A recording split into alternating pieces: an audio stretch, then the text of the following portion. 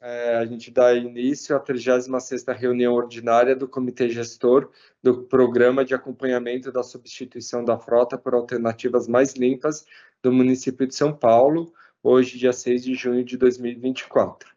Então, os presentes vão marcar a sua presença, confirmar sua presença no link colocado no chat. E vamos iniciar a pauta, então, com o tema do relatório preliminar sobre o mínimo de ônibus. Então, a gente teve algumas reuniões, eu vou pedir licença para compartilhar a tela aqui, fazer uma apresentação.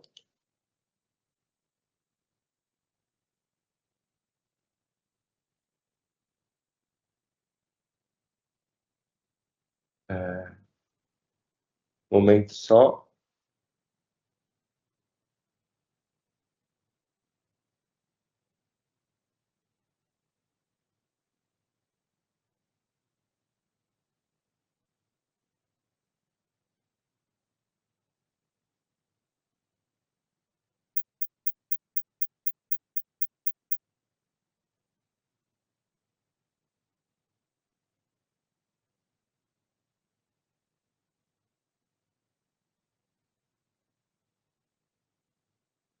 Ok, vocês estão vendo a nossa tela? Sim. Sim, sim. Ok. Então, só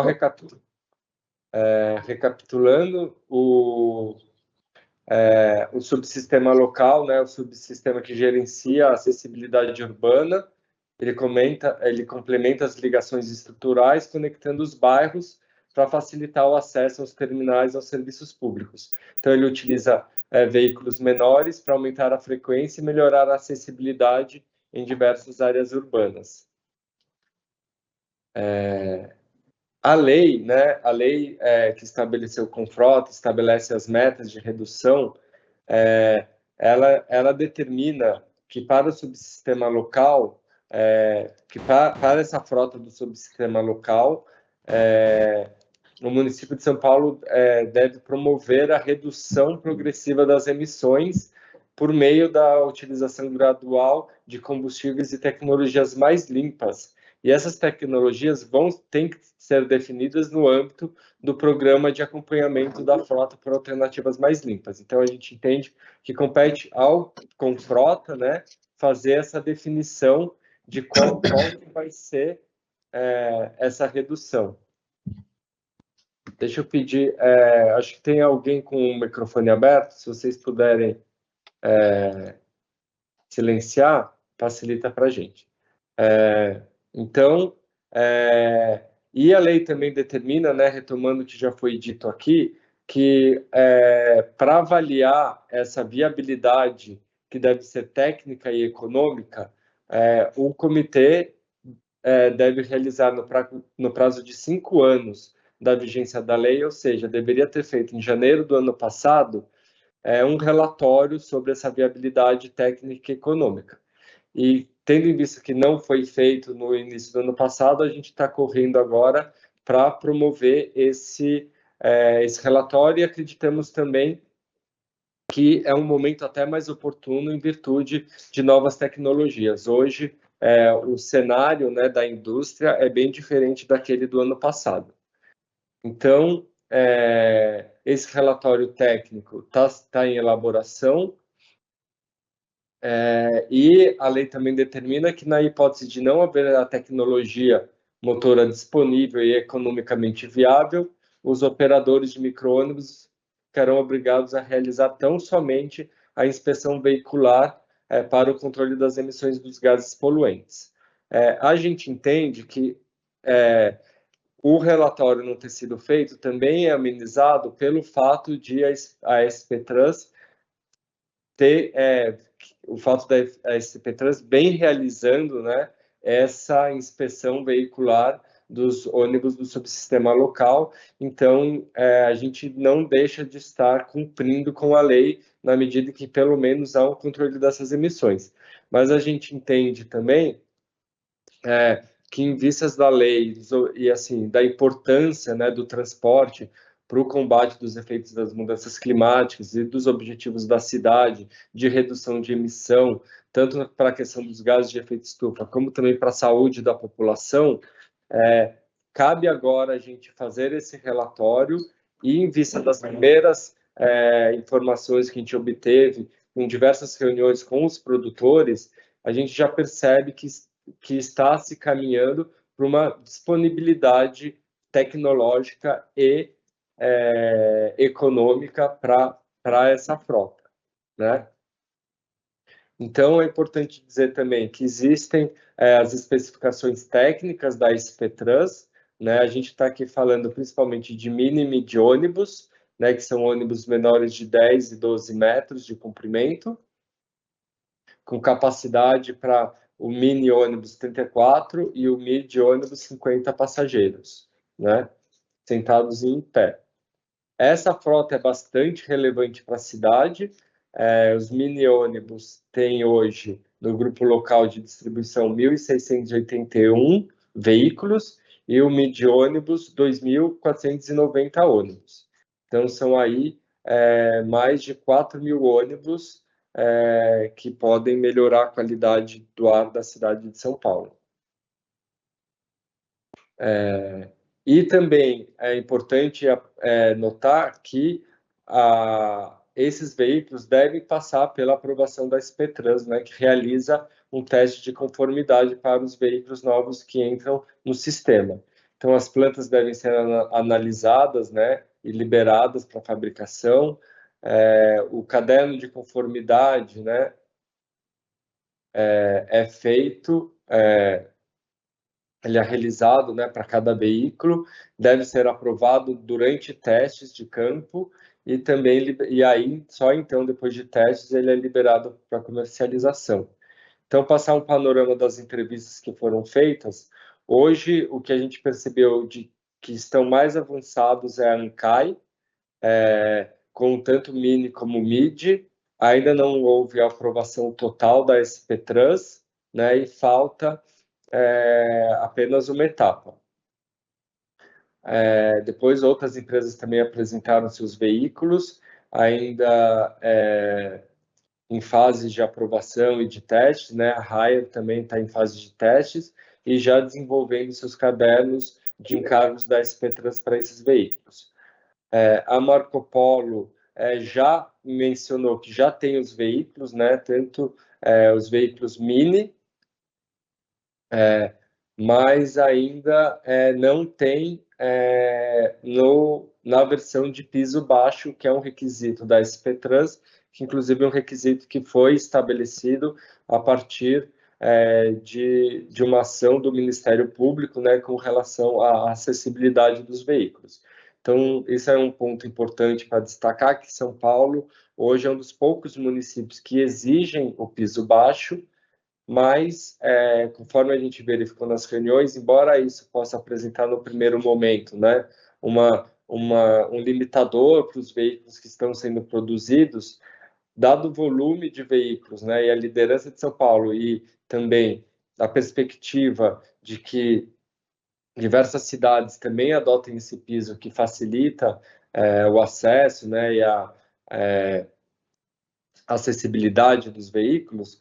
Então, as empresas têm sido unânimes em dizer que existe essa dificuldade, mas que ela é possível de ser enfrentada e, havendo a demanda, elas vão fazer as adaptações necessárias para ter esses veículos. Então, nesse primeiro momento, esse é um fator que tem atrasado um pouco o desenvolvimento dos produtos, mas deve ser resolvido no curto prazo. A Eletra também apresentou veículos mini-mid. Também a questão que ela entende que está em conformidade com os aspectos, ainda não iniciou os testes, né, com a SP-Trans, ainda não iniciou essa formalização, mas elas alegam, a Eletra alega que pode cumprir, né, com os requisitos da SP-Trans, exceto pelo piso. E a BYD também já tem o veículo, também mini-mid,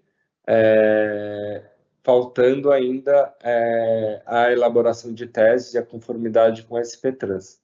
Então, o objetivo aqui era passar um panorama inicial das reuniões que foram realizadas.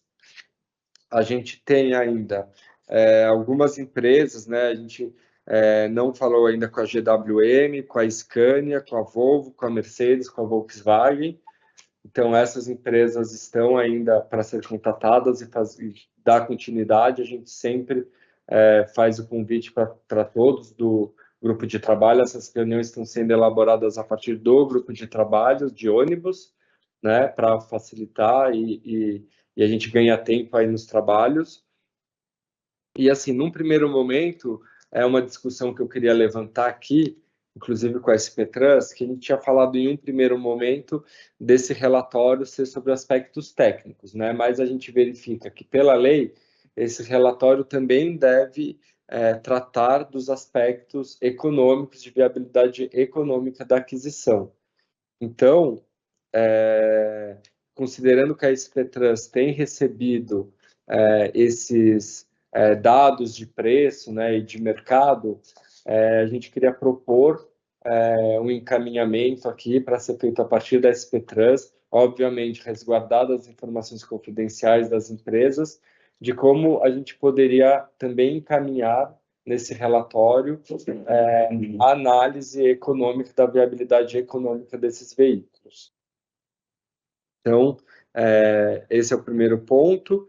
O segundo ponto de encaminhamento é a formatação do relatório, né? Acho que o relatório está encaminhando para uma viabilidade no curto prazo desses veículos. Então, como que a gente entende que a melhor forma do comitê encaminhar aqueles requisitos, né, que competem ao próprio comitê determinar como que vai ser essa substituição, quais vão ser os parâmetros. Obviamente, a SP-Trans deve liderar esse processo por ter conhecimento técnico, mas eu queria ouvir o comentário de vocês, né, sobre a apresentação e principalmente de como encaminhar esse processo para que a gente tenha, no curto prazo, aí, um relatório elaborado sobre essa frota de veículos. Então, acho que antes de passar para a próxima pauta, queria aqui já abrir para as falas. A Carmen já se dispôs a falar. Carmen, por favor. Bom dia. Desculpa, eu perdi um pedacinho do que você falou, porque eu tive problema para entrar. Mas eu estou ouvindo essa questão de piso alto, piso baixo, para esse nicho em especial, e a pergunta que eu tenho é por que hoje nós temos piso alto para os veículos desse porte no diesel? Que também existe uma dificuldade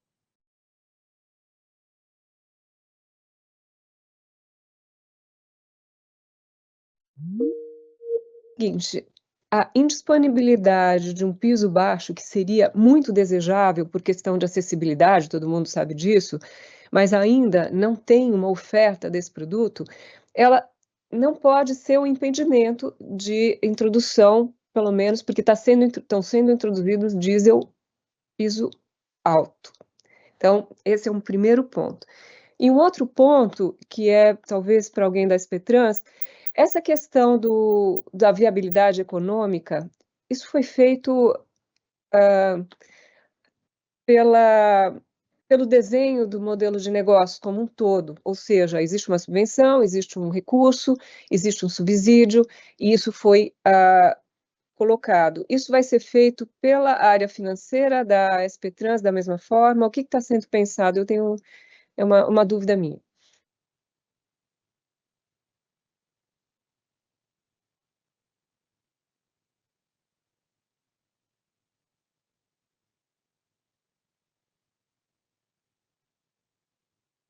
Pedro Rama. Bom dia a todos. Eu participei de todas as reuniões aí, né, junto com o grupo técnico aqui da SP-Trans. E a questão do piso baixo, para todo esse grupo que está aqui presente, nós não somos nem contra o piso baixo, nem contra o piso alto. A gente fica numa situação bem difícil como empresa gestora, porque nós temos uma portaria, uma ata da Secretaria da Pessoa com Acessibilidade, que eles entraram com um processo aqui administrativo contra a SPTrans, para que todos os veículos do sistema, independente do tamanho, do porte, sejam piso baixo, tá? Hoje, 100% da frota da SPTrans ela é acessível, tá? Do padrão, o articulado e o subarticulado, todos são piso baixos obrigatoriamente. Como a indústria no diesel, não estou criticando, mas isso é uma verdade, tem uma dificuldade enorme em desenvolver o piso baixo para o MIDI e MIDI, tá? Então, a acessibilidade, a transposição de fronteira, ela é feita por meio de elevadores, que o pessoal lá das comissões, das ONGs, Secretaria de Acessibilidade, eles não gostam muito, tá? Mas o veículo, ele é acessível. Agora, eu proporia, senhor secretário, André, e todo o grupo aí, esse seleto grupo aí, de colocar no debate as ONGs e a Secretaria da Pessoa com Acessibilidade para estar junto aí, entendeu? Porque não adianta nós definirmos aqui, vai ser piso baixo, piso alto, aí depois a própria Secretaria, essas ONGs, as pessoas com deficiência, tá? Com toda razão, têm os seus pleitos, e colocar um processo contra a SPTrans. Então, senhor secretário, eu, em nome da SPTrans aqui, tá? Eu proporia um debate e traria nessa mesa toda essa parte da acessibilidade, seja o secretário da Pessoa com Deficiência, as ONGs, e se eles aceitarem que o ônibus elétrico seja piso alto e a transposição de fronteira, acessibilidade seja por elevador, não temos nada contra, né? Mas eu gostaria, estou reforçando aí, desculpe ser um pouco extensivo na minha fala, mas eu gostaria que trouxesse ao debate todo esse grupo aí de acessibilidade. Tá bom? Obrigado. Viu? Fala de novo. A proposta aceita, Pedro. Nós vamos cuidar disso para a próxima reunião, tá bom? Ouviu? Secretário. Sim, senhor secretário. Eu ouvi, proposta aceita. Acho que é muito importante esse debate com a sociedade civil, né? Porque nós temos que ser bem transparentes, então acho que a postura do senhor em aceitar isso aí é louvável e salutar para todo o grupo aí. A moça, você vai responder, Sobre o ponto de vista, né, da SPTrans, além da questão da acessibilidade, né, uma pergunta que eu coloco, existe alguma outra questão importante para ser considerada no piso alto ou piso baixo? E também, conforme as reuniões que a gente fez, né, vocês entendem, isso realmente teria algum impacto econômico de viabilidade, ou hoje vocês entendem que as empresas já estão dando conta disso, né? Inclusive, essa pergunta tanto para a SPTrans como para o ICCT, para a Carmen, que tem acompanhado bastante, né, o desenvolvimento tecnológico dos ônibus, e de que medida vocês enxergam que essa questão inviabiliza ou não, né, tanto economicamente como tecnicamente, a utilização desses veículos. Carmen, começa com você, depois eu complemento, vai. Eu tenho algumas questões, por exemplo, que nós tínhamos visto que esse veículo menor, ele chegou a representar 40% da frota, então a gente não está falando de poucos veículos. Houve uma mudança de... Eu acho que eliminou, Pedro, depois você me corrija, foi eliminando os veículos menores, passando de mini para mid, e aí do mid alguns para básico. Então, assim, existe uma questão de qual é o volume que nós estamos falando. Eles são necessários para áreas de difícil acesso e áreas de distribuição, áreas que eu estou coletando passageiros para levar de maior vazão, né? Então, uma questão esse volume justificaria um desenvolvimento? Porque eu acho que quem poderia responder isso qual é a dificuldade técnica de se fazer isso, e se eu tenho uma solução que foi colocada adicional, porque o veículo é piso alto e foi colocar no elevador alguma coisa para o diesel, eu não consigo entender qual seria a restrição. Então, aí temos assim, a solução na estrutura, a meu ver, de leigo, eu não sou indústria, poderia ser a mesma, né? Então, eu não sei por que a discussão recai só sobre o elétrico.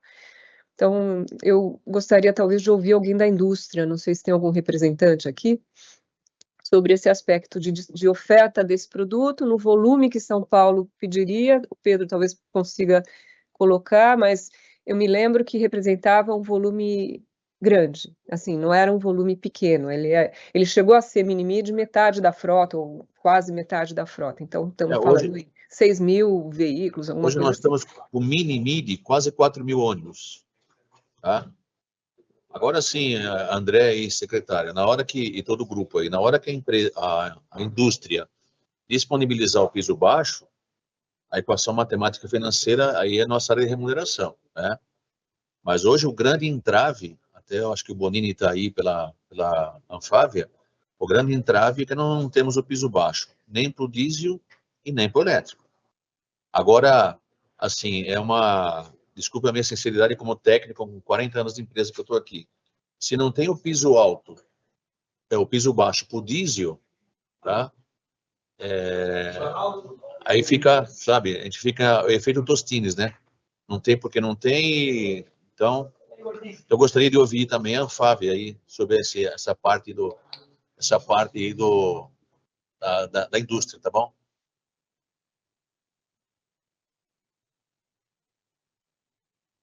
Olá, pessoal, acho que meu nome foi citado, né? A Anfávia foi citada. Eu acho, Pedro, o você já colocou a descrição do que tem recentemente, você tem a informação mais recente sobre o tema e sobre as disponibilidades, né? Lembrando que a gente tem que fazer essa consulta às empresas individualmente, né? A Anfávia ela não faz essa consolidação do que cada marca entrega, e tem também a questão dos encarroçadores, né? Quando a gente fala a questão dos pisos e tudo mais, algumas montadoras entregam um produto completo, mas tendo a complementação do seu produto, do seu chassi powertrain, com a carroceria, e outras fazem em parceria com as encarroçadoras que fazem isso. O que a gente pode fazer, secretário? Vou passar uma pesquisa dentro da Anfávia, já fazendo, eventualmente juntando com os colegas das encarroçadoras, para ter o diagnóstico das empresas que entregam com piso baixo ou não, mas lembrando que acho que o que o Pedro já colocou é a informação que ele tem, né, precisa do que recebeu agora, mas a gente pode passar essa consulta interna na associação para ver sobre a disponibilidade desses produtos por marca e aí entregar para a secretaria. Obrigado, Gustavo. Você acha que você tem condições de conseguir isso até a próxima reunião, um pouco antes da próxima reunião? Sem dúvida, eu creio que em uma semana a gente consiga, mas aí a gente põe o compromisso de na próxima reunião ter essa resposta. Carmen e Pedro, vocês concordam com isso? É suficiente? Sim, acho que sim. Então tá Sim. bom. Senhor secretário, se o senhor permitir, eu só vou colocar no chat aí a resolução CPA, da Comissão Permanente de Acessibilidade, e tem uma ata que foi feita aí em 2021, que a SP Trans ela faz parte dessa comissão, onde é exigido por eles, né, que todos os veículos da frota sejam piso baixo, tá?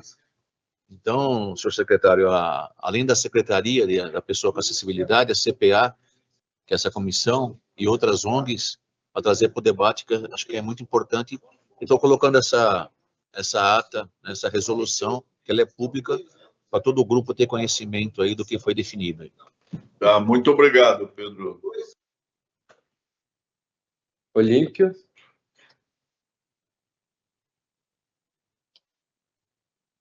Oi, bom dia a todos. Eu tenho impressão, eu ouvi reclamações, tanto das empresas operadoras quanto de outras pessoas, de que esse elevador ele dá muito problema, né? Então acaba até prejudicando as pessoas que têm necessidades especiais, né? Por causa dos frequentes problemas do elevador. Agora, eu não sei, eu ouvi falar, né? É uma anedota, né? Então, isso aí precisa ser confirmado pelo pessoal que opera os veículos, né? O pessoal do sistema de distribuição, para a gente ter uma noção se o problema existe ou não. Então, seria até um outro encaminhamento da gente fazer um levantamento com os operadores, né, sobre esse ponto.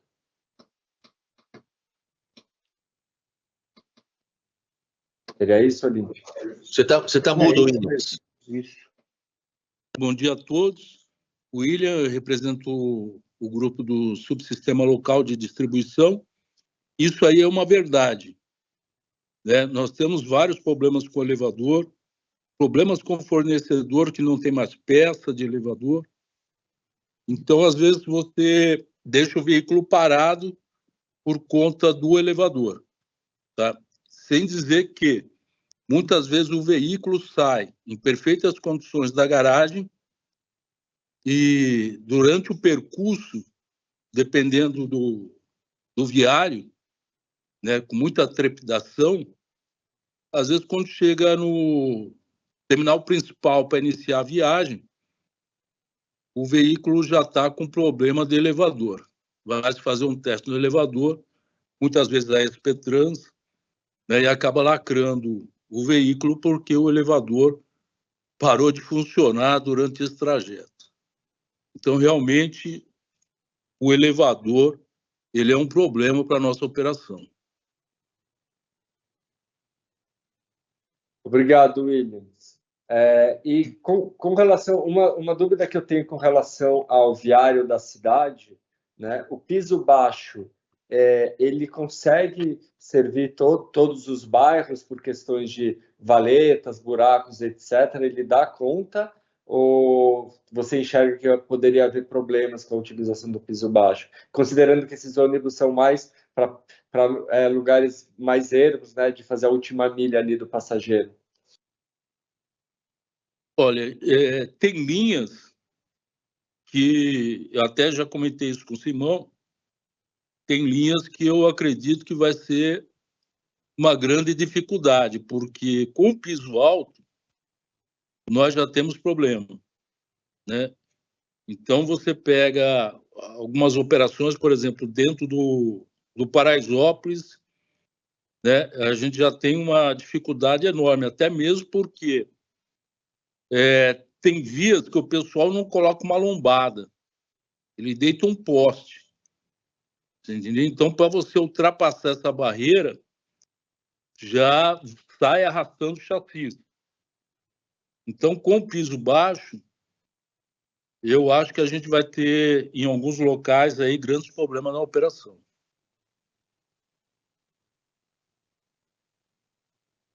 Eu acho que esse tema precisa ser aprofundado. Eu acho que o encaminhamento é bastante pertinente, né, da gente trazer as ONGs, a Secretaria de Pessoa com Deficiência, junto com a SP-Trans, né, e aprofundar esse tema. Tem subsídios técnicos mais profundos para a gente poder fazer um parecer do Confrota sobre esse tema. Concordo. Tem várias pessoas, Pedro, Carmen, ainda com a mão levantada. Vocês ficaram com a mão levantada ou vocês querem falar mais alguma coisa? Não, eu queria só fazer um... Eu esqueci de levantar a mão, de abaixar a mão, viu?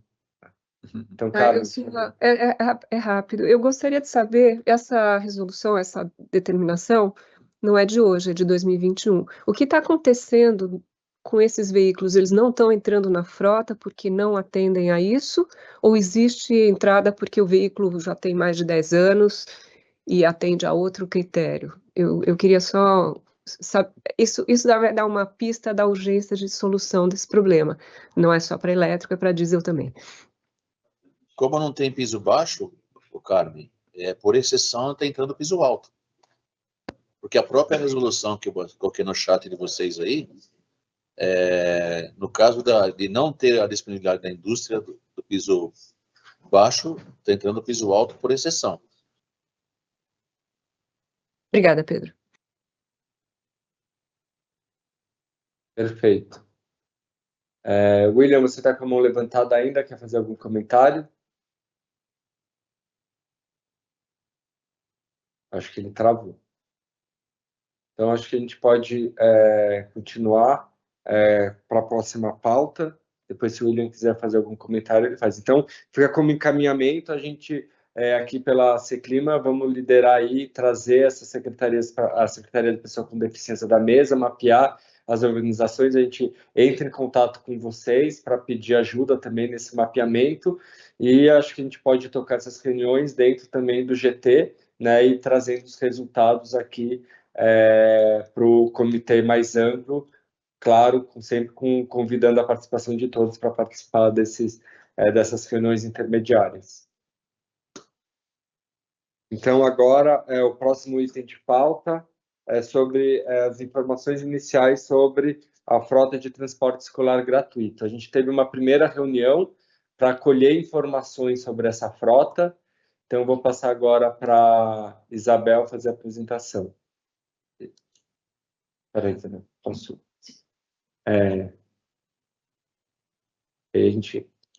Só um minutinho, pessoal, para a gente colocar aqui. Porque a gente não precisa fechar o... Escolha a Júlia. Essa daqui, será? Esse aqui? Esse aqui?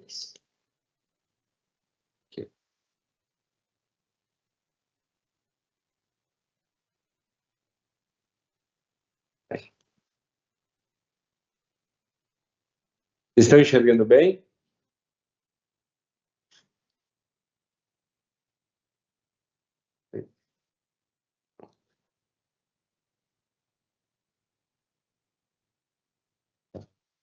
Vai compartilhar.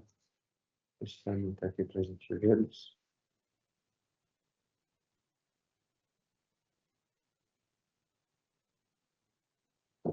Não tem que botar nova. Então, já, sim.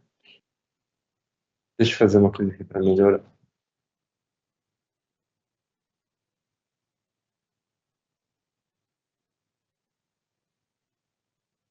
Vamos ver a regras.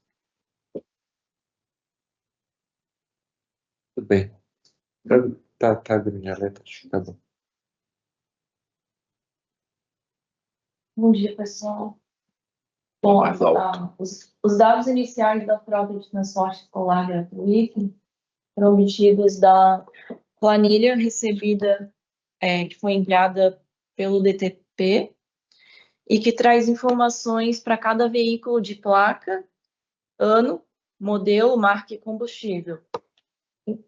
Então, através dessas informações, foi possível obter os dados de resultados da frota, como o tamanho dela, que é de 3.962 veículos, sendo que 92% deles, o tipo de veículo é, em sua maioria, de van, 92%, e de 8% de ônibus. O tipo de combustível é, em maior parte, a diesel, sendo que apenas 14 veículos são gasolina e GNV, então quase total a diesel.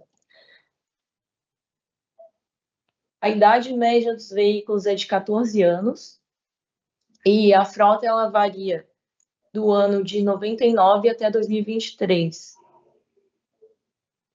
A distribuição da idade desses veículos ela se concentra entre as idades de 10 a 14 anos, que aqui no caso essa frequência aqui de 48,3%, e as tecnologias mais dominantes Euro 5 e Euro 4. Então, foram esses resultados que a gente conseguiu obter da planilha recebida que foi enviada pelo DTP. Eu conversei com o Wesley Florencio, que ele é o presidente do Sindicato dos Transportes Escolares, e ele tem, ano passado, teve uma tentativa de um projeto de eletrificação de um veículo, E eu vou convocar agora ele para dar uma fala sobre como foi esse processo e por que que não foi para frente. Wesley, tá por aí? Bom dia, estou Bom aqui. dia. Bom dia, Bom dia, Wesley. bom dia. Então, é a segunda vez que a gente participa aqui no Ciclima, referente a transporte escolar. A primeira vez foi alguns dados levantados pelo próprio DTP, indicando a frota, mas era uma frota geral. Hoje nós estamos falando somente dos veículos TAG, né? Mas, em geral, nós somos aproximadamente 15 mil veículos na cidade de São Paulo, sendo 4 mil via TAG, que é o transporte escolar gratuito, e tentamos um projeto junto com uma transformadora, né, de veículos de transporte escolar, onde nós íamos iniciar esse projeto para colocar são 4 modalidades dentro do TAG. Modalidade do TAG creche, que é os bebezinhos, que é carro até 16 lugares. Tem o convencional, que já é para as crianças de 4 a 8 anos, e tem o carro de acessibilidade. E um carro também, outro carro especial, onde atende as escolas especiais, que é o CIEJA, são alunos com maior idade, mas ela representa 200 carros. E por falta de financiamento, a gente não conseguiu avançar com a pauta, tanto aqui no Ciclima, como na Prefeitura de São Paulo. Cheguei até a falar com o prefeito, e existe uma lei federal que dava algum tipo de subsídio na época para os carros, vans elétricas, né? Carros elétricos. Só que depois não foi para frente esse projeto. Hoje a gente fala de um veículo de aproximadamente R$600 mil, né? Hoje a pauta do transporte escolar em si são pessoas físicas, pessoas jurídicas e um pouco de algumas cooperativas.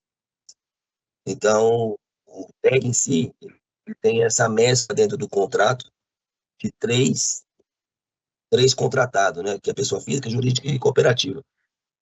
E a gente ficou na expectativa e não tivemos esse retorno. Como é que pode? Teve uma conversa, mas não adiantou uma reunião para falar com o Banco Mundial, que poderia estar fazendo a questão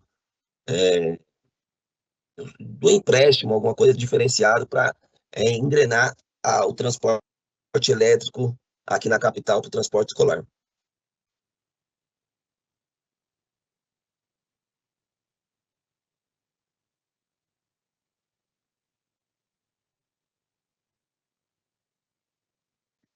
Obrigada, Wesley.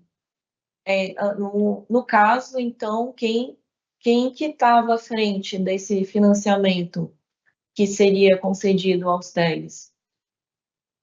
Na verdade, assim, a gente levou para o Ciclima na época, né, para outro secretário, só que não foi para frente a questão. Era o Banco Mundial que ia fazer a questão dos valores, né, para disponibilizar, porém não houve mais tratativas nenhuma.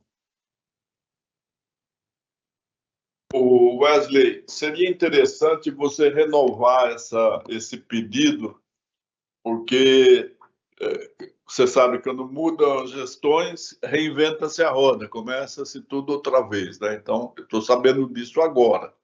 Então, se você puder ou aparecer aqui ou renovar formalmente aquilo que havia, para recapitular, para ver como é que a gente caminha, tá bom? Tá ótimo. Fazemos sim, a gente marca e a gente tenta levar um pedido formal. É interessante porque a frota, você pode ver que é uma frota que não é tão nova, né? É uma frota que precisa de modernizar, né? E existe 2 projetos. Tinha o projeto de carro elétrico, né?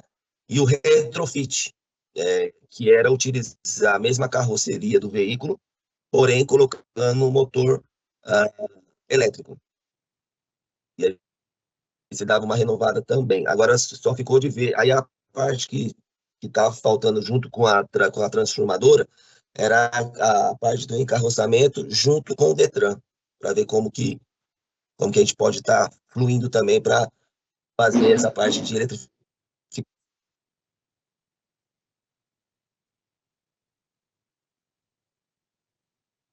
Obrigado, Wesley. Eu queria fazer uma complementação sobre essa primeira reunião, né? Então, foi muito importante esse primeiro contato. Eu agradeço o DTP, a gente também teve a participação da Secretaria da Educação, e acho que agora a gente começa a ter, né, o engajamento dos atores estratégicos aí para esse tema, e para retomar, então, acho que os trabalhos dentro do GT de trabalho de TAG, que a gente não estava conseguindo avançar, por conta da ausência ainda de dados, de minimamente conhecer como que era essa frota, como que estava. Então, acho que agora a gente já tem os insumos iniciais, então fica aqui já a proposta de encaminhamento para a gente ir seguindo agora com as discussões dentro do GT de TAG, para tratar desse tema. E trazer também um outro elemento, obviamente, a lei fala da diminuição de emissões, né, por alternativas mais limpas tecnológicas, mas durante a análise da frota, a gente verificou também que pode haver um potencial grande de maior eficiência do sistema, né? Porque como que se dá esse sistema de TAG? São as 13 regionais de educação, e aí os motoristas, né, são autônomos, cada um com seu veículo, ou seja, prestadores de serviços bastante precários, muitas vezes, né, que não tem um recurso aí para ter um carro melhor, uma tecnologia melhor, e por isso muito importante essa fala do Wesley aí de tratar de incentivos para essa frota, para melhorar a tecnologia, mas também a própria organização, ela é muito livre, né? Então, dentro de cada uma das diretorias de educação, os motoristas, né, os prestadores de serviços, eles ficam livres para buscar os seus alunos dentro das escolas. Então, assim, o que a gente pôde perceber desse levantamento inicial, e obviamente eu estou aqui só dando uma impressão, tá? Não é um dado oficial, é algo para a gente aprofundar, é que pode haver motorista que conseguiu alguns alunos numa escola, alguns alunos em outra escola da mesma diretoria, e de repente não tem uma eficiência ali dos alunos que ele vai buscar e para onde ele vai levar. Então, talvez a gente pensar numa reorganização, né, para trazer maior eficiência, uma melhor alocação de aluno por motorista, traria já uma redução de emissões dessa frota pela eficiência do sistema. Nesse sentido, a gente tem que olhar, né, para conversar, ver com o DTP, aprofundar esse tema e entender de que forma isso poderia ser aprimorado. Então, fica esse ponto também para a gente considerar com relação à eficiência mesmo da frota. O pagamento, né, só para vocês terem um dado, era isso que eu estava tentando lembrar, o pagamento ele é feito per capita, né? Tem algumas variáveis, se a criança está, o aluno está acima de tantos quilômetros, aí acaba tendo um adicional que é irrisório praticamente, mas o pagamento é per capita, então também os motoristas não têm muito incentivo aí para ter uma gestão mais eficiente. Se ele tem um lugar vazio, muitas vezes vale mais para ele pegar uma criança mais longe do que ficar com aquele lugar vago, né? E acredito que a gente pode atuar aí nessa eficiência também. Eu estou vendo que tem algumas mãos levantadas. Carmen? Não sei se o Pedro ou o Wesley querem falar primeiro, eu tenho algumas questões sobre isso, mas... Não, se você me permitir, André, o secretário, só corrigir uma fala minha, como a reunião está sendo gravada, falei que a frota diesel estava sendo renovada, né? Mas eu fui consultar a nossa área de cadastro aqui, a direção da empresa. Desde outubro de 22, nós temos uma carta circular proibindo a inclusão de veículos a diesel na cidade, tá? Então, o que eu falei que estava sendo renovada, fica retificado que não está sendo permitida a renovação de frota aqui no município de São Paulo, ônibus diesel por diesel, tá? Devido a essa carta circular, que é a carta número 035, que foi editada em 2022. Só colocando essa observação aí, por favor. Ok. Registrado. Só para complementar, o TAG, ele existe, como você falou um pouquinho mais a fundo, a SP Trans hoje ela faz parte da roteirização do transporte escolar. Então, quando um veículo é contratado pela prefeitura, ele vai até as diretorias regionais, pega a sua demanda, né, que são as crianças, em específica escola, e um mês após, a SP Trans já entrega essa roteirização via e-mail para cada condutor, para assim fazer a otimização. Para complementar essa fala. Tá ótimo. Então, acho que é algo para a gente, talvez não tenha essa ineficiência, né? Mas acho que a gente pode aprofundar com a SP Trans, em que medida isso pode ser melhorado também. Eu queria só fazer uma colocação, eu não sei se eu posso falar. Sim. Uma questão, nós participávamos desse grupo escolar, o Saltini acho que não está aqui hoje, mas é quem coordena, e uma das questões para que a gente avaliasse, por exemplo, a factibilidade, a viabilidade, o impacto eventualmente na remuneração, faltaram dados para a gente não sabia nem como era a remuneração desse serviço. O que a gente sabe é que quanto mais roda um veículo elétrico, mais ele se paga, porque a redução do custo na operação é de 60%. E a gente não tinha dados sequer de quanto esses veículos rodavam por dia. A gente sabia que era muito menos do que um ônibus de linha da SP Trans. Então, assim, mesmo essas análises junto ao Banco Mundial ou algum modelo de negócio que facilite essa transição para qualquer tecnologia, é necessário que esses dados sejam colocados. E na época que foi apresentado o TAG, ou o transporte escolar como um todo, aqui no Confrota, foi colocado no momento que havia uma intenção, que eu não sei se foi realizada, de ampliação da oferta de TAG para uma área maior, ou seja, estava em 1 quilômetro da escola e aumentar para 3, 4, eu não me lembro quanto, e que isso ia dobrar a frota.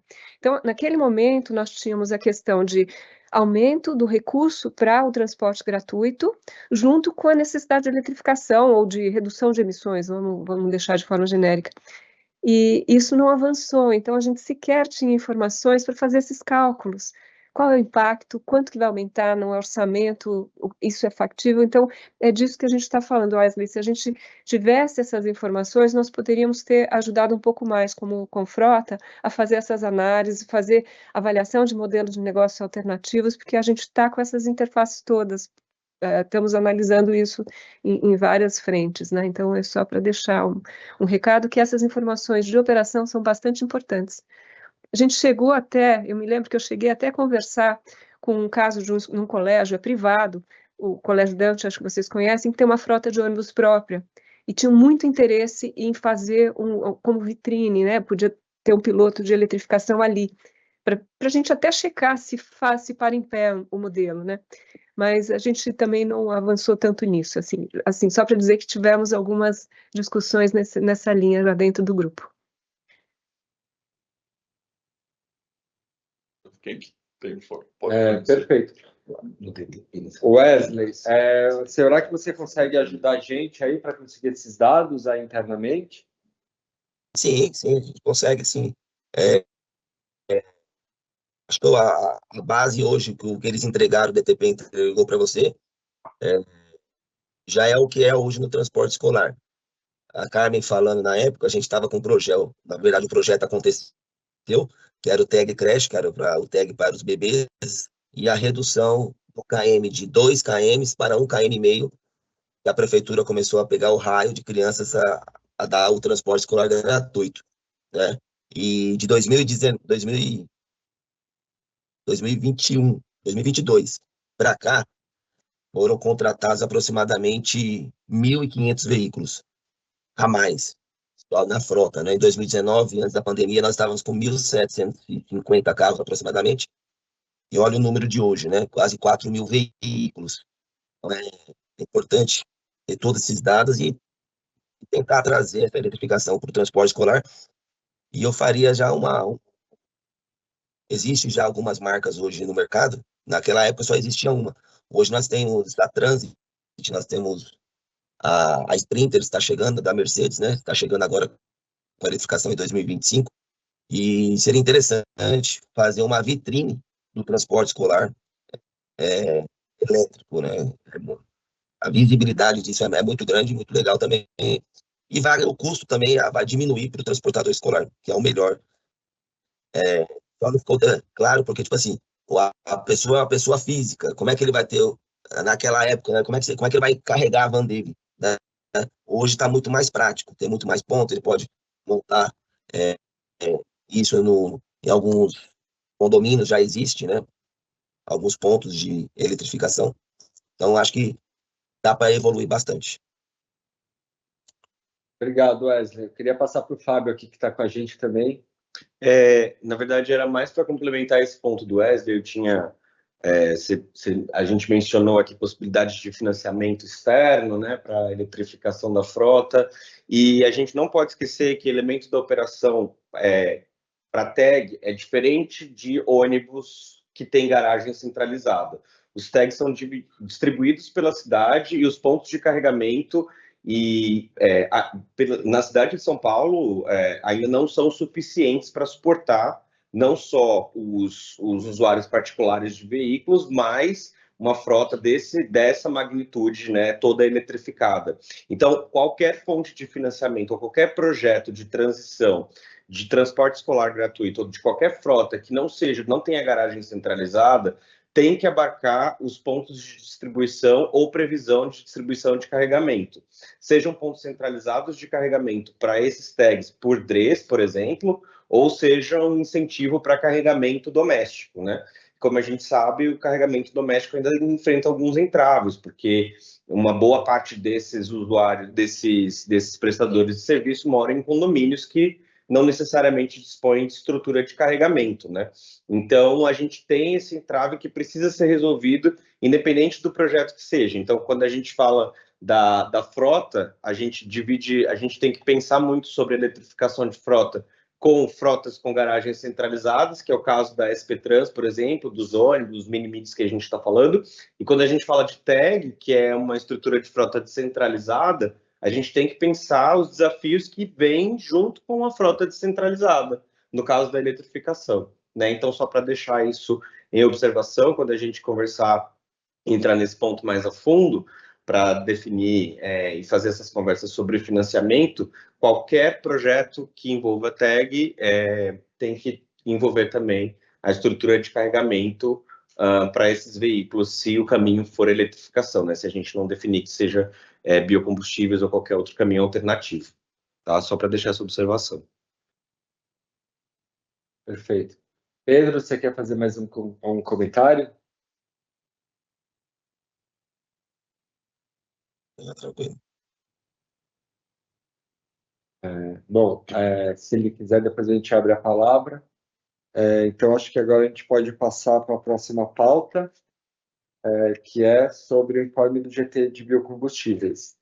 A gente teve uma reunião bastante produtiva, na qual foram apresentadas, através do contato da Abiov, né, o Vicente Pimenta, ele fez o contato para uma apresentação da JBS, né, e outra apresentação da MAGE, ambas sobre a utilização do B100, né, o biodiesel, 100% biodiesel, por essas empresas. Então, a JBS, né, todos devem conhecer, é uma grande empresa do setor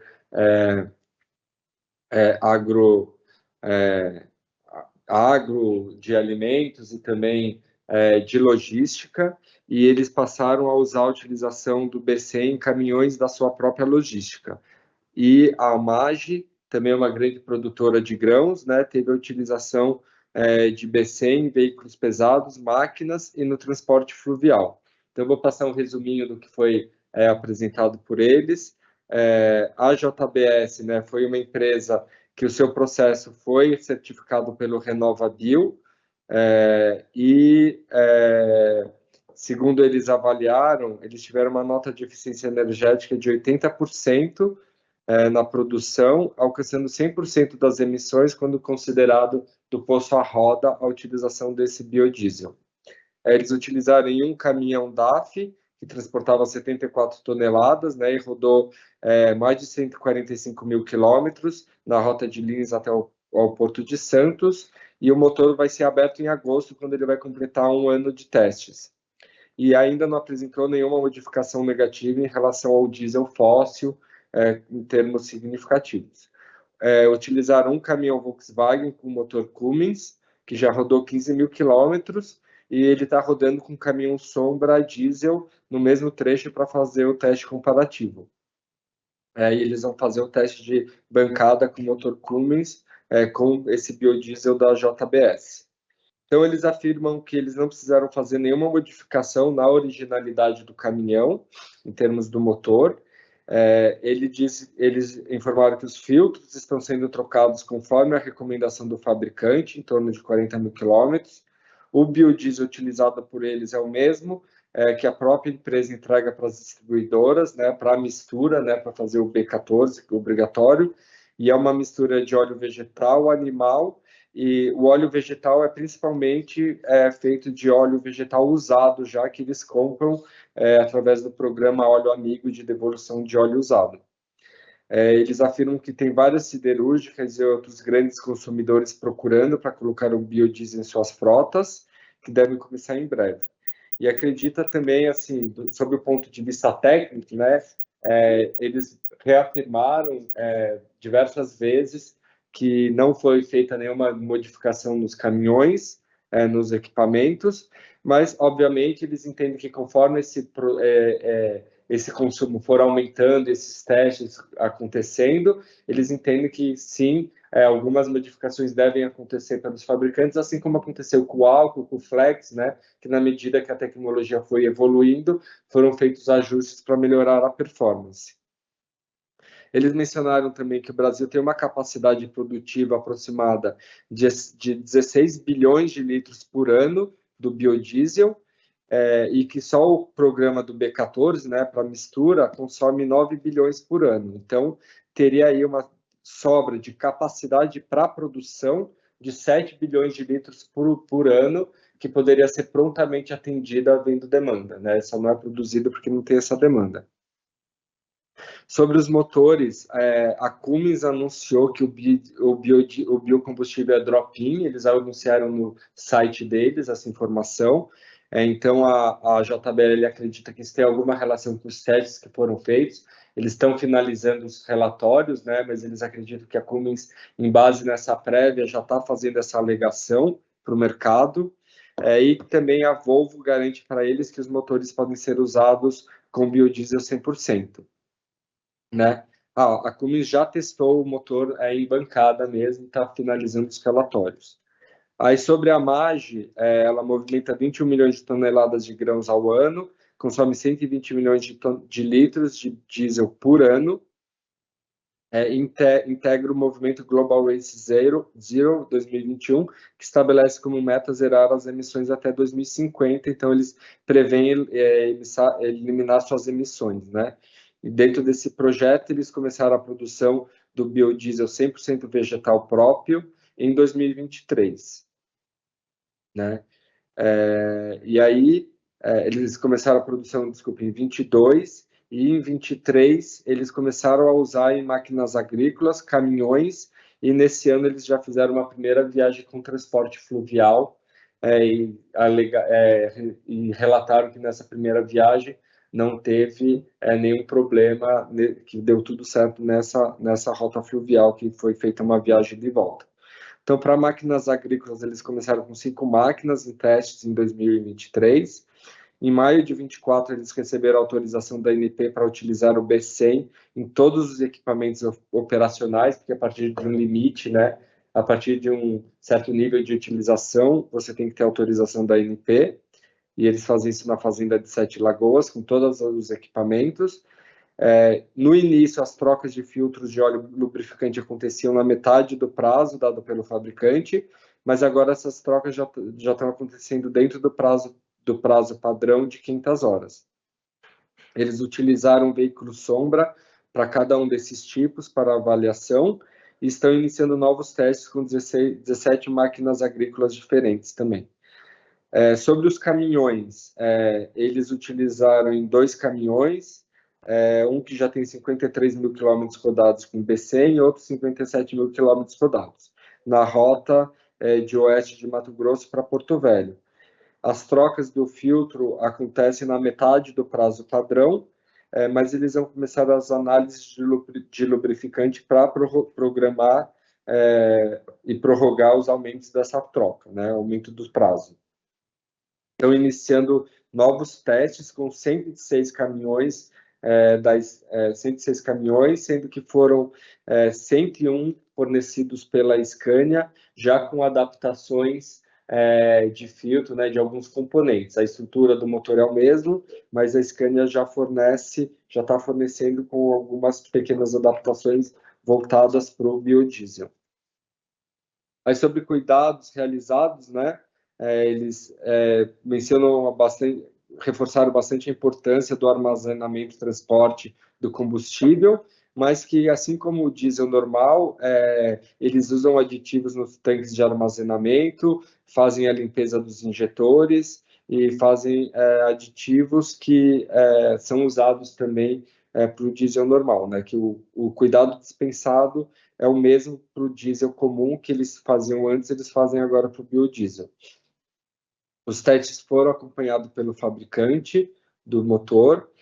Não foi identificada a presença de acúmulo de matéria orgânica na inspeção visual de fios, conexões, mangueiras ou anéis. Também não foi identificada corrosão, degradação ou contaminação desses componentes. A variação do consumo ficou bastante dentro da margem, né? Ali teve um pouquinho para menos, um pouquinho para mais do consumo, mas nada que pudesse afirmar que houve uma variação fora de uma margem de erro ali da pesquisa e também da face da utilização dos veículos sombras. Eles alegam que a Scania deu garantia no funcionamento dos seus motores desde que fosse feito o ajuste no sistema de filtragem do combustível, né, e também fizesse a reprogramação dos catalisadores. Eles dizem que primeiro foi submetido ao IBAMA, depois ao ANP, que considera a autorização, e como eu disse, primeiro 2 caminhões e agora estão acrescentando mais 106 caminhões à frota.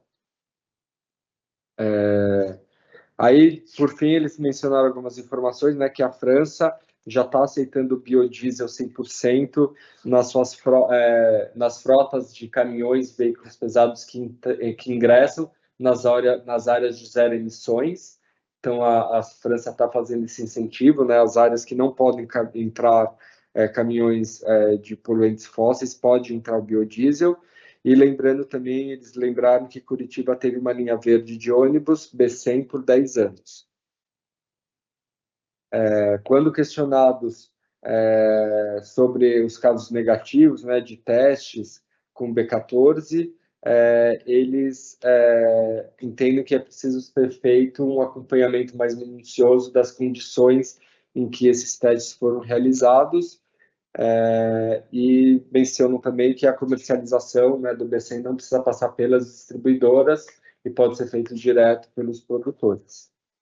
Então, esse é um resumo da reunião que foi realizada. A gente ficou bastante impressionado com os números, né, que eles apresentaram, a quantidade de frota de caminhões que eles estão utilizando, e acende um alerta aqui para a gente da Seclima sobre a viabilidade desse combustível, né, do biodiesel 100%, para a descarbonização de frotas, né, mais pesadas, para as quais a gente tem visto bastante dificuldade. Então, a gente acredita que, assim, uma das propostas seria a gente entender que tipo de teste a gente poderia fazer, né? De que forma a gente poderia promover isso dentro da cidade, especialmente para veículos pesados, para fazer testes e ver o comportamento desses veículos, eventualmente pensar no tag, né? Assim, enquanto não há uma eletrificação, ou fazer paralelamente, chamar as empresas, né? Chamar as produtoras de biodiesel, entender se elas não podem fornecer e fazer eventualmente um teste, obviamente dentro de padrões, né? De motores aí, pegar motores mais novos, etc., colocar um carro rodando, que aí a gente já conseguiria ir caminhando para essa descarbonização. Com relação às emissões, eles alegam a redução de CO2 fóssil é eliminada, né, por ser combustível de origem vegetal, de não origem fóssil. Existem bastante redução nas emissões de gases de efeito estufa, e com relação aos contaminantes, eles alegam que os filtros existentes hoje, principalmente a questão do NOx, né, já acabam eliminando qualquer emissão desse tipo de poluente e particulados na atmosfera. Então, foi o panorama que eles passaram para a gente.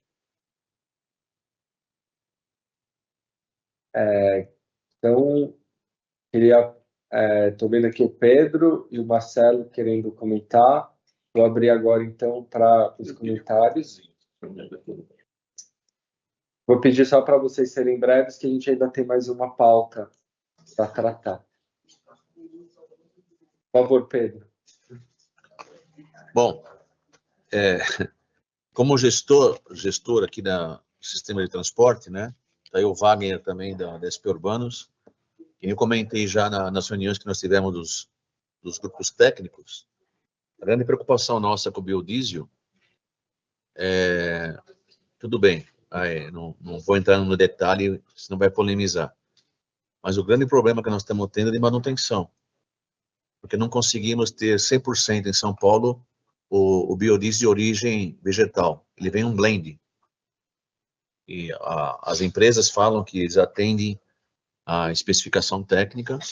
Para vocês terem ideia, nós estivemos conversando com uma empresa ontem, os filtros de diesel, em vez de trocar agora por quilometragem, estão trocando por dia. 4, 5 dias, 10 dias, já estão trocando os filtros. Então, com até 10%, estava indo bem, 12% começou a ter algum problema nos motores. Isso é comprovado, tá? Acontece. Com 14% agora está tendo um problema muito sério. E nós temos uma carta, sei que eu vou ter que falar o nome da Anfávia na época, que permitia a adição de biodiesel aos motores diesel até 20%. Acima disso, teria que ter alguma modificação nos motores e também na própria especificação do biodiesel. Lá em Curitiba, tiveram biodiesel 100%, a gente acompanhou lá junto com o pessoal da Urbis, só que o biodiesel lá era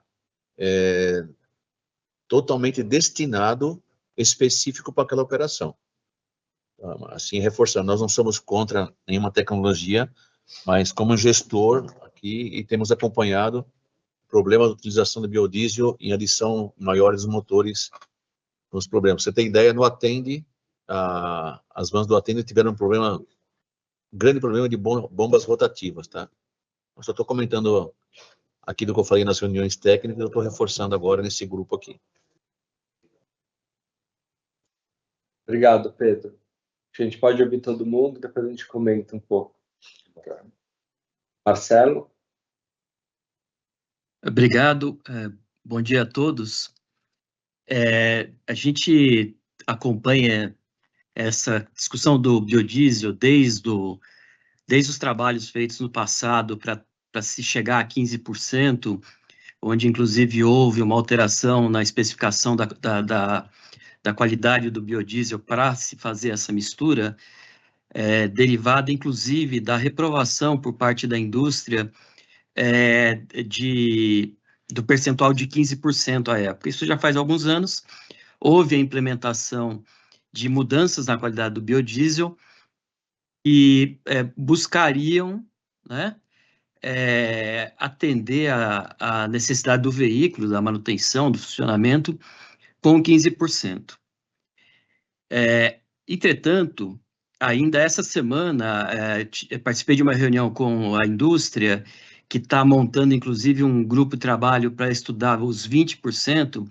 O que acontece é o seguinte, o 15% foi, em tese, aprovado, mas com testes de veículos de uma tecnologia que não é mais fabricada no Brasil, né? A gente sabe, acho que a maior parte das pessoas aqui sabe, nós estamos na fase P8 do Proconv, com tecnologia equivalente ao Euro 6.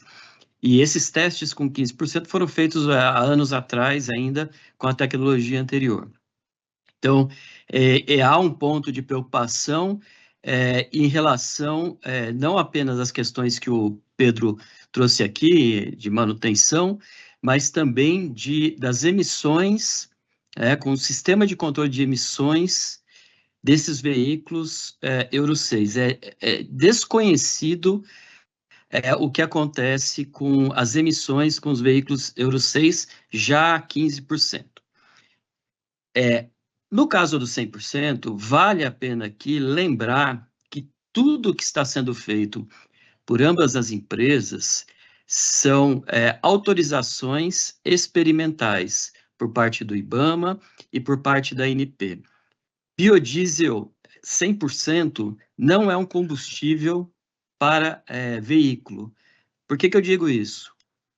Porque para ser um combustível para veículo, a ANP precisa dizer que isso é combustível para veículo e há toda uma questão de chegar a essa regulamentação.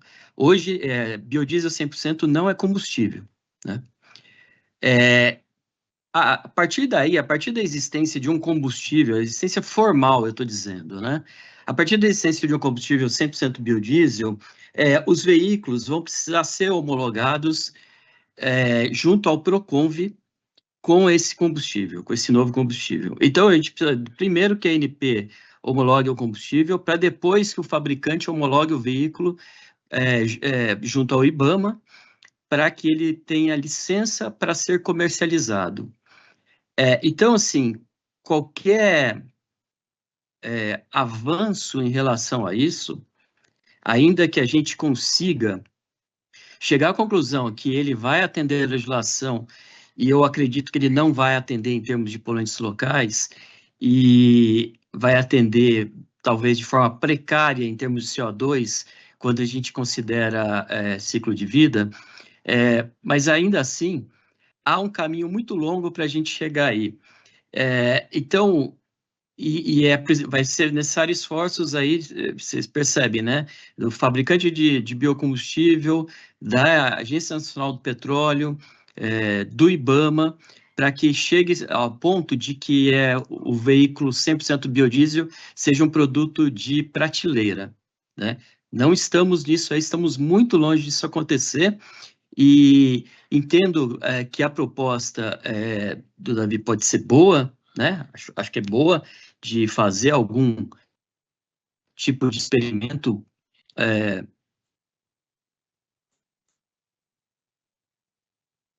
por exemplo, mas a gente não pode, a gente não deve colocar isso como uma alternativa, porque, por enquanto, isso não é alternativa.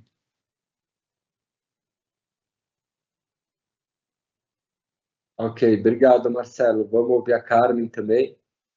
É curto, só para reforçar, por exemplo, o que nós vimos e que existiu no mundo como ele um problema da qualidade desse combustível. Quando ele chega nos postos, na distribuição, foi modificada a especificação técnica do combustível, reduzindo, melhorando alguns parâmetros, garantindo menor oxidação, o que for.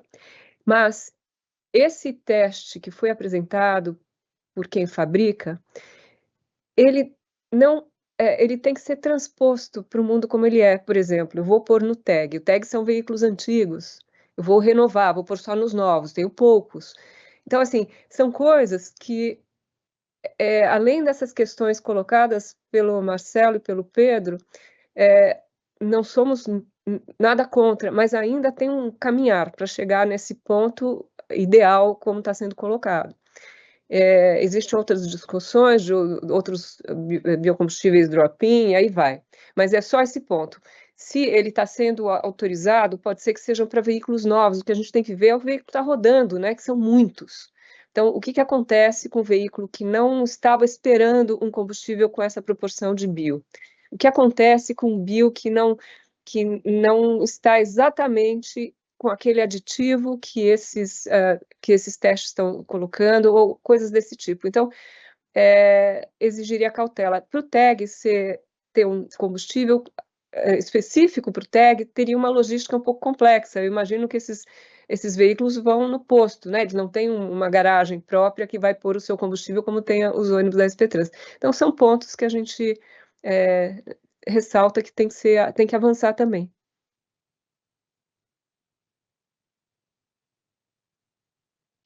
Bonilli. Olá, obrigado.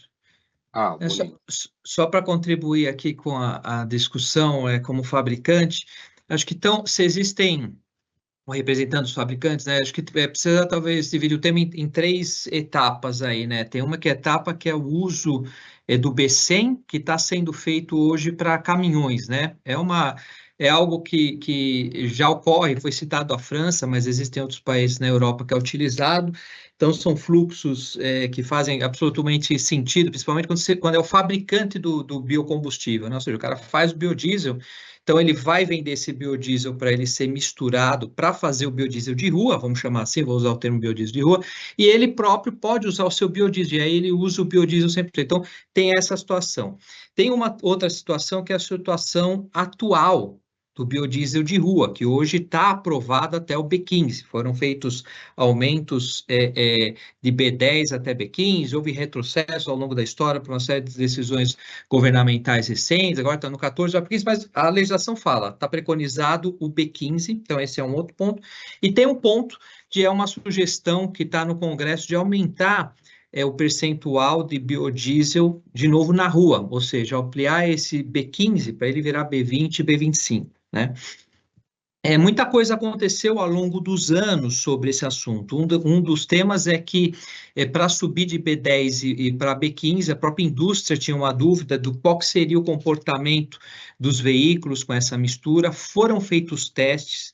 Esses testes não foram limitados apenas ao P7, que era a tecnologia vigente à época, mas foi feito também teste com o P8, porque existiam já veículos aqui sendo desenvolvidos, veículos para equivalentes ao Euro 6, então foram utilizados também por P8, só como uma informação adicional que foi falada. Então, do período, isso foi uma solicitação que foi feita do governo para a indústria, justamente porque a indústria falou, olha, para subir a nossa sugestão, recomendação, nosso pleito, nosso pedido é que a gente faça testes, e esses testes foram feitos. E esse teste, de fato, culminou na solicitação para alteração da especificação do biodiesel, que foi feito ano passado, ano retrasado, e essa especificação foi alterada, né?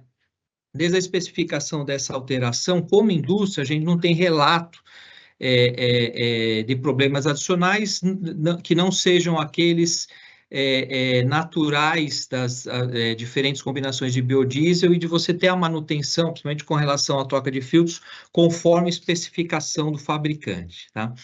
Esse aumento de B15 para qualquer outro B também é um pleito da indústria. A indústria está acompanhando a movimentação no Congresso e tem sugerido, tem colocado que vai ser importante testar também esses novos percentuais, né? E justamente para ver como que isso, quando vai para a rua, esse combustível, né? Faz essa mistura, como que ele se comporta, né? Tal qual foi feito com o 15. Eu acho que é um processo natural. Assim como a gente está fazendo uma coisa nova, é importante ver o comportamento dos veículos nesse sentido. E no caso do B100, que eu comecei falando dele, é o que tem aí o relato que foi feito, muito bem feito aí, no começo desse ponto, mas que também está todo mundo acompanhando pela mídia. Como eu falei, não é uma tecnologia de outro mundo, né? O motor em si, ele é o mesmo. as adaptações que são feitas, talvez o nome correto nem seja adaptação, ou seja, especificação, né? O veículo ele é feito para atender o uso de B100, você tem uma alteração no catalisador, uma eventual alteração nos componentes eletrônicos para identificar esse combustível, troca de O-rings, então, peças que têm contato com o combustível que são feitos ou que são projetados para atender o biodiesel, que é um combustível diferente, como ele está como 100% da sua utilização, não tem nada do fóssil. Então, são essas as adaptações que são feitas. Então, são veículos que como foram comercializados, foram homologados para atuar com esse B100 e estão atuando nesses fluxos aí que foram mencionados, né? Então, é importante, talvez, destacar esses aspectos, e o que eu entendi que foi, eu não participei da última reunião onde foi feita a apresentação, não sei se essa apresentação foi feita aqui ao colegiado como uma proposta enfim, de combustível ou de solução de tecnologia para o uso de ônibus, né? Não sei se foi isso que foi a sugestão. Mas o que tem hoje, né, o que a gente tem hoje como indústria é essa comercialização desses caminhões para esses fluxos. A gente entende que o principal cliente é o próprio produtor do biocombustível, por conta, como eu expliquei, né? Ele faz o biocombustível, ele usa para a sua frota própria, né? Então tem inclusive essa vantagem e é uma solução que tem sido apresentada para contribuir para a descarbonização. Acho que é isso. Obrigado. Muito obrigado, Bonini. Olímpio, você quer fazer mais algum comentário? Eu gostaria, sim.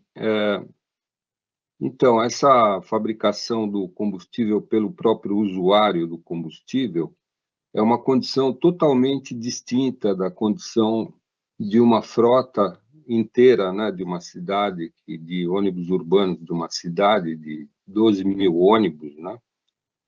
E por quê? Porque esse combustível é praticamente um combustível de laboratório, é um combustível fresquinho, que está saindo ali da produção, ele não foi contaminado, né, por todo o sistema de distribuição, não deu tempo, né, de contaminar esse combustível. Então, é uma situação praticamente de laboratório que os caras estão trabalhando com esses veículos, né?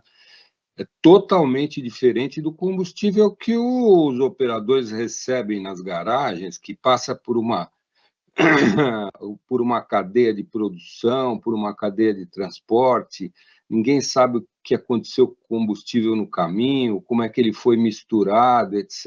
E o que a gente tem na realidade é que quando essa mistura começa a aumentar, como começou a aumentar agora, né, de uns anos para cá, há, de fato, não é eu ouvi falar, há, de fato, o problema da frequência de ocorrência de problemas, de quebras de veículo, de transtornos e despesas, né, econômicas, né, na manutenção adicional que você precisa fazer nesses veículos por causa desse aumento. Por quê? Por causa da qualidade.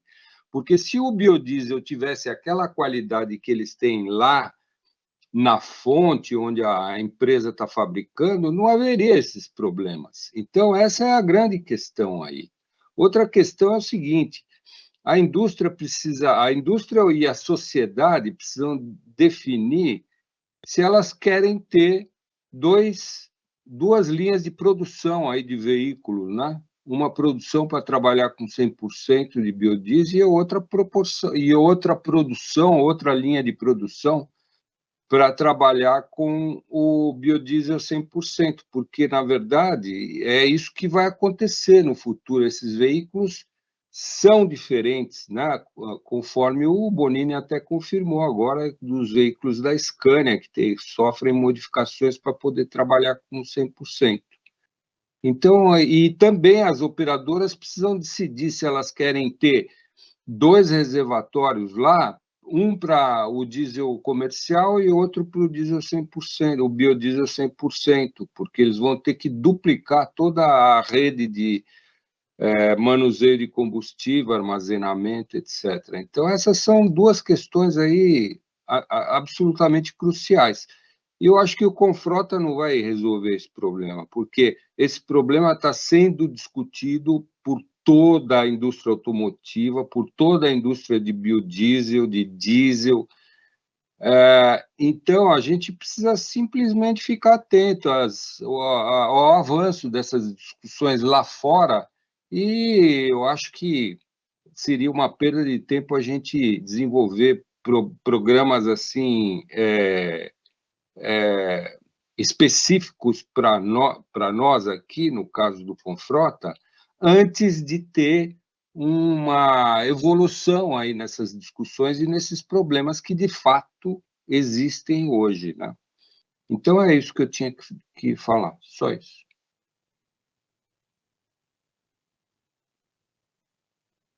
Obrigado, Olímpio. Só por último. Acho que ninguém mais quer falar. Bom, eu acho que a gente é importante ter diversos posicionamentos, né, do que de como cada um está enxergando. Acho que o nosso papel aqui é justamente identificar essas tecnologias, esses avanços, essas experiências. Obviamente, essas experiências não são de mercado, né, são bem próximos a experiências de laboratório para essas empresas, mas que estão apontando caminhos aí. E claramente caminhos que não vão ser decididos pelo Confrota, mas em nível nacional, em termos de regulamentação. O que a gente vê também é a indústria já se preparando em termos de ajuste, né? A gente viu uma grande evolução. O Brasil tem uma experiência maravilhosa com os motores flex, né? Que hoje aceitam a gasolina e o álcool com basicamente nenhum custo adicional aí para esses motores serem flex. Hoje, com os híbridos, a gente já vê uma corrida para o motor flex também, com pouquíssimo barreiras aí para esse desenvolvimento. E o que está apontando aí é também para um desenvolvimento de tecnologia para esses motores, para que possam receber maiores quantidades do biodiesel na mistura, ou quem sabe até o biodiesel 100% aí, com uma perspectiva próxima, talvez, né? Vai depender, obviamente, de como a indústria vai se estruturar, como esse fornecimento vai ser feito e como os próprios fabricantes estão se preparando para isso. E isso está muito ligado à demanda, né? Acho que um ponto muito ressaltado nas apresentações que a gente teve como eu comecei a minha fala em relação à capacidade existente não utilizada. Então, havendo essa demanda por esse tipo de combustível, os produtores estão prontos para atender. Hoje já tem essa capacidade. Então, acho que vamos passar para a próxima pauta. O Fábio vai falar um pouquinho da questão da consulta dos bombeiros. Acho que sobre a consulta dos bombeiros, a gente tinha comentado na reunião passada, né? Acho que todo mundo sabe que foi adiado em 90 dias a partir de 6/5, que dá 4 de agosto, e que a gente aqui do Confrota tem interesse de fazer um posicionamento oficial. A gente contou com a ajuda aí do pessoal do CCT, da BVE, dando alguns materiais, né, de insumo para a gente fazer a relatoria desse relatório. A gente tem um rascunho de manifestação, mas aqui na Secretaria a gente atingiu um teto técnico de conhecimento técnico sobre engenharia de incêndio e dinâmica de como essas coisas funcionam, e a gente precisa da ajuda dos membros do comitê para complementar esse relatório. Né? A gente tem, ele tá cru, assim, com o que a gente conseguiu absorver dos materiais que foram enviados por quem se dispôs a ajudar, mas a gente precisa de uma complementação, e é muito importante que o Confrota se manifeste, né, dentro do escopo dessa manifestação do Corpo de Bombeiros. Eu queria perguntar ao representante da BVE, acho que é o Wagner, né?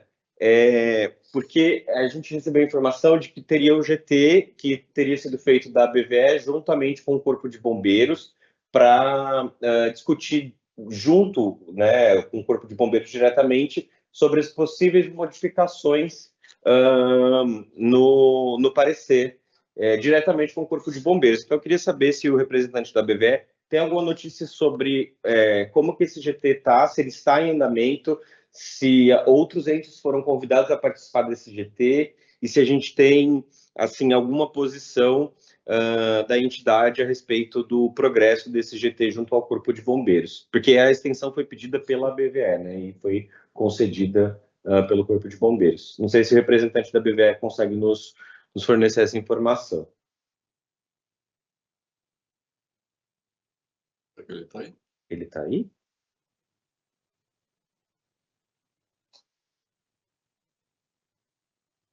Ele não está mais. Ele saiu. Bom, uma pena.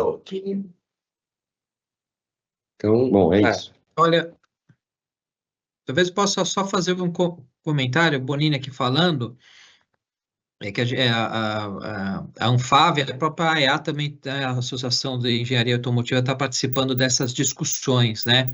Eu só não tenho aqui o relato para dar do grupo de trabalho, a gente colocou um técnico nosso aqui da Anfávia para trabalhar, não está aqui na reunião comigo, mas sei que está tendo andamento. Eu não tenho o reporte dessa última reunião que foi feita, mas sei que os grupos estão se reunindo aí em conjunto com o colega da BVE, que acho que ele não está na reunião agora, né? Talvez por isso que ele não se manifestou, mas eu imagino que dentro até desse guarda-chuva da AEA, a Anfávia, a BVE e os outros que estão participando do grupo de trabalho devem estar em discussão. Eu sei que teve alguma reunião em breve, recente, mas eu não tenho só o relato aqui comigo, tá? Só para... Como o colega não se manifestou, porque acho que não está na reunião. Ele estava antes, acho que ele saiu, mas obrigado, Bonini. Carmen. Eu participei dessa última reunião da AEA, o assunto está andando. Só para a gente contextualizar, esse assunto ele está em evolução no mundo inteiro. Então, não é que nós, aqui no Brasil, que estamos no processo de eletrificação, estamos desconhecendo o assunto. Existe uma discussão a nível mundo. Um dos problemas que se coloca é esse desconhecimento de como a carga de calor numa queima de um veículo elétrico é similar, no total de energia dissipada, é similar a um veículo a diesel, por exemplo. Então, não existe uma maior dissipação de calor de um veículo e outro. O problema é que, a partir do momento, a bateria atinge uma determinada uma forma de difícil contenção desse incêndio. Então, ele pode propagar com mais facilidade porque você tem uma dificuldade maior em apagar. Existe, além do que eu passei Fernando, é isso? Além desses estudos, nós identificamos outros análises. Eu estou fazendo uma síntese de recomendações também, participando da EA, e assim, eu posso, não sei se tem alguém da BVE, mas existe um esforço em fazer um teste de queimar o veículo, realmente, como tem alguns testes no mundo, que a gente levantou alguns relatórios sobre isso, para conhecer como é esse processo. Um dos pontos importantes, né, em toda a regulação que se tem é aquela questão de inviabilizar a instalação em condomínios existentes. Nos novos você pode pôr uma regra, ele fica exigindo uma área maior, mas nos existentes isso fica um pouco complicado. Então, existe uma regra separada no mundo inteiro para um mínimo ou de uma regra, um cuidado com relação à posição desses carregadores de um acidente, e é isso, e um monitoramento por tipologias e umas normas técnicas com relação a conectores, e isso que minimiza o risco, né? Então, assim, existe uma discussão, ela está sendo encaminhada, ela não é madura no mundo inteiro, existe algumas pistas de alguns países que já fizeram essa regulação, já estão um pouco mais maduros. Eu passo depois para vocês uma lista de documentos para quem quiser estudar um pouquinho isso. Obrigado, Carmen. Lucon? Bom dia a todos e todas. Vocês me escutam? Sim. Sim. Ótimo. Que bom que eu tenho microfone. Achei que não teria. Eu não tenho muito a acrescentar. A única coisa que eu gostaria de lembrar, naquele primeiro material que eu havia enviado, é que a tecnologia de baterias ela evolui rapidamente, enquanto exigências para edificações estão aí para permanecer por décadas. Então, nós congelamos uma exigência, por exemplo, um aumento de reservatório de incêndio, tudo, obriga os construtores a implementar, porque o mercado vai querer ter veículos elétricos, aumenta o custo da habitação, e numa solução que pode ser, digamos, se tornar anacrônica em pouco tempo. Outra solução de infraestrutura seria melhorar a rede de hidrantes, o que também seria caríssimo, né? Imagina, a gente mal consegue enterrar fio, imagina ter mais água para apagar incêndios. Então, acho que isso poderia se explorar em alguns mecanismos de atendimento, de combate a incêndio, de treinamento a combate a incêndio, e levar em consideração essa dinâmica tecnológica que tá ocorrendo. Dito isso, eu só vou abrir um parênteses aqui. Eu procurei um carro nesses últimos finais de semana em concessionárias, e vendedor sempre joga algumas coisas que a gente nunca espera, né? Então ele me falou, por exemplo, de um veículo híbrido que perdeu uma bateria de 40 mil reais porque caiu numa inundação. Então, assim, é uma coisa que a gente não imagina, mas inundação tem o tempo todo, né? E perder uma bateria num carro novinho é algo que deve ser levado em consideração. Só essa observação aí. E, obviamente, protetor de bateria, como a gente tem protetor de cárter. São alguns detalhes tecnológicos que normalmente passam despercebidos por nós, né? Nós estamos focando em incêndio, mas existem outros. Obrigado. Obrigado, Lucon. Vamos terminar? Então, já encaminhando para o final, eu acho que a gente fica, como nossa proposta aqui, a gente gostaria de propor a quem está envolvido nesse grupo de trabalho com a BVE, né, Fábio? Uhum. De fazer uma apresentação na próxima reunião, porque assim, a gente tem mais uma reunião, início de julho, e aí a gente já tem a reunião de começo de agosto, que já é o prazo para apresentação do relatório. Então, a gente poderia aproveitar a reunião de início de julho para fazer mais uma consolidação desse tema, trazer a apresentação aqui, eventualmente, da BVE, e quem mais estiver envolvido com essas discussões, para finalizar esse relatório, e a gente pode fazer uma aprovação remota mesmo, submeter aos membros desse relatório para ter uma aprovação dentro do prazo aí de início de agosto. Se vocês estiverem de acordo, a gente pode encaminhar dessa forma. Pode ser? Sim. Ok. Então, a gente vai encaminhar desse jeito. Se ninguém tiver mais nenhum comentário, Carmen quer fazer mais um comentário final? Eu queria só verificar, eu preparei um e-mail para o grupo da IA que eu posso repassar, que é uma coletânea de alguns estudos, alguns comentários que a gente já tinha feito sobre isso. De repente tem alguém no grupo que pode colaborar com a observação do que está disponível. Eu queria ver que e-mail que eu mando para ser repassado para o grupo, para me facilitar a vida aqui. Se você puder mandar por WhatsApp, aí a gente repassa por e-mail para todo o grupo. Ele está em formato e-mail, eu não sei como... Então... Eu passo para você, André. Eu passo para nosso e-mail aqui da Ciclima e aí a gente encaminha, tá bom? Ok. Então é isso. Posso encerrar? Sim, claro.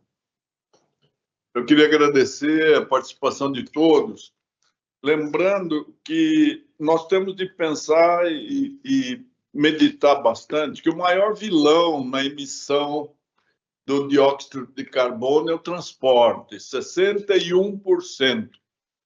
Eu acho que o que aconteceu em Porto Alegre pode acontecer em qualquer outro lugar, e nós não estamos levando a sério os compromissos firmados no Acordo de Paris, nós fazemos corpo mole, levantamos problemas em lugar de buscar soluções. Então, é importante que a gente tenha em mente que a Confrota existe para reduzir carbonização, não para deleite de diletantes, né, que têm teorias de acordo com seus interesses específicos, né? Vamos pensar que o que está em risco não é o planeta vai poder continuar a existir, ele vai prescindir da espécie humana se ela continuar a ser insensata. Então, vamos pensar o que é que cada um pode fazer para reduzir. O Brasil tem um campo extremamente promissor, não é? Nós temos etanol, nós temos biodiesel, nós temos biomassa, biometano. Vamos ver se a gente afasta o petróleo que está envenenando a humanidade. Vamos cumprir os nossos compromissos e prestar atenção àquilo que os cientistas falam. Esta semana, Londres divulgou que 800 cientistas estão estressados, estão fazendo tratamento psiquiátrico, porque há 40 anos advertem e a humanidade está surda, cega e continuando no regime e no caminho da insanidade. Vamos lembrar disso? Agradeço a presença de todos, vamos pensar o que a gente pode fazer positivamente, assertivamente e remover problemas e criar soluções. Muito obrigado, reunião encerrada.